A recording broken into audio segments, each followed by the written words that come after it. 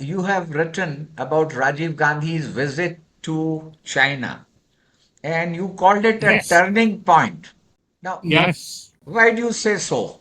It was the first visit by an Indian Prime Minister in many, many years after 62, the 62 war.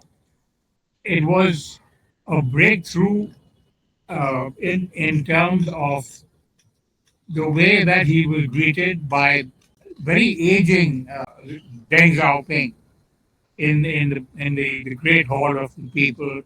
And I remember Rajiv was so young and Deng was then in his 80s. But Deng, I remember I was standing right there when they two met in the middle, and the press was allowed, only a few of us were allowed to stand. And he said to him in Chinese, and there was a translator, he said, you are young, you are the future.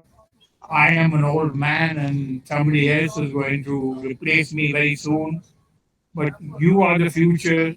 You have it in your hands to shape this relationship and take it to a new level. It's been in cold freeze for a long time. Let's break the ice, and they broke the ice, and Yes. that was a major turning point in terms of India-China relations. They started trade. They started opening up a lot of areas after that visit. And I remember I was standing when Rajiv and Sonia were on the steps of the Great Wall, and we took the photograph, which he put on the cover. And he was very happy and smiling and cheerful. He was very happy with the visit. And then we went to other areas, Shanghai and a couple of other places of tourism interest.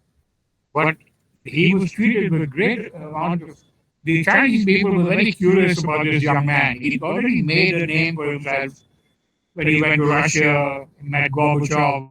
So he was, seen as this, and he was very good looking, very charming young man. Yes. So, he appealed to a lot of people.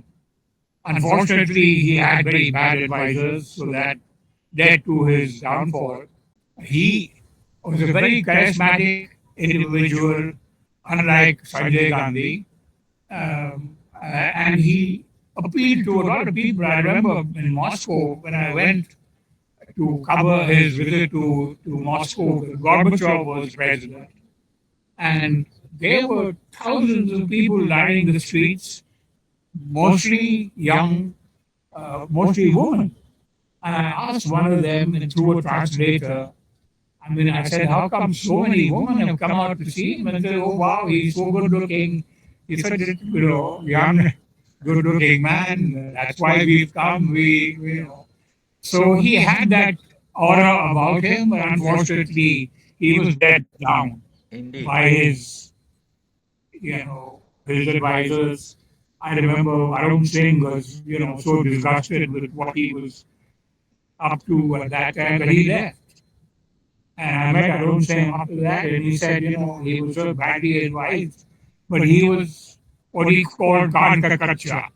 Yes. He said, whoever he listened to, he would, go by that. And he, Muslim appeasement, Shah Banu, etc., all that, was very negative side of him, which Sure. people, eventually.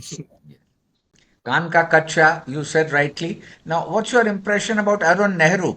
He was the biggest influence on Rajiv, the biggest negative influence. Negative influence. He was the one who advised him Yes. on a lot of things, but he was very powerful. I remember a lot of people who, businessmen, asked me, you know, tell me that when they approach the government for certain concessions or business economic issues, he would say, meet Arun. And so Arun was the go-to man for all these people to have to meet. So he was very powerful in Very Sanjay powerful. Gandhi's Yes. time, but also very negative influence. Right. But he was his cousin also. Yes. he was his first cousin. So I guess family ties also mattered Yes, at that time. quite right.